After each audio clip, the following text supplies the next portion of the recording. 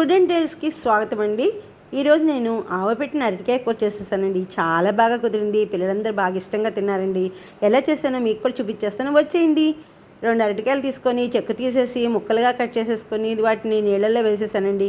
నీళ్ళల్లో వేయకపోతే జిగురుగా ఉంటుంది కాబట్టి నీళ్ళల్లో వేసేసానండి. నీళ్ళల్లో వేసేసి ఆవాలు ఒక 2 ఎండుమిరపకాయలని ముందే నానబెట్టి పెట్టుకున్నానండి.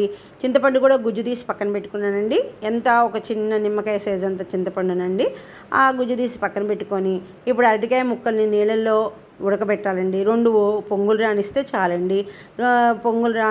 పొంగులు వచ్చిన తర్వాత ఆ నీళ్ళన్నీ వంచేసి అరటికాయ ముక్కల్ని పక్కన పెట్టుకొని వాటిని కొంచెం మెత్తగా మెదిపేసానండి. ఇప్పుడు బాండీలో నూనె వేసుకొని మినపప్పు, పచ్చిశనగపప్పు, ఆవాలు, జీలకర్ర, కరివేపాకు, ఎండుమిరపకాయ, ఒక 2 పచ్చిమిరపకాయలు ముక్కలుగా కట్ చేసి వేసేసానండి.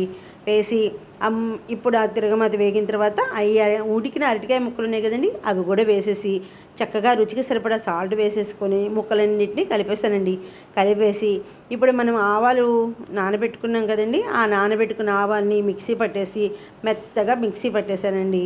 పట్టేసి ఈ అరటికాయ ముక్కల మీద ఆ ఆవ గుజ్జు అంతా వేసేసి చింతపండు కూడా గుజ్జు తీసి వేసేసుకొని మొత్తం ఒకసారి బాగా కలిపేసి ఈ రుచింతటిని సరిచేయడానికి చిన్న బెల్లం ముక్క వేసానండి. ఆ బెల్లం ముక్క వేసేసి ఇప్పుడు కొత్తిమీర వేసుకొని వేడివేడి అన్నంలో నెయ్యి వేసుకొని తింటే అండి అద్భుతం అండి. మా ఛానల్ని సబ్స్క్రైబ్ చేసుకోండి.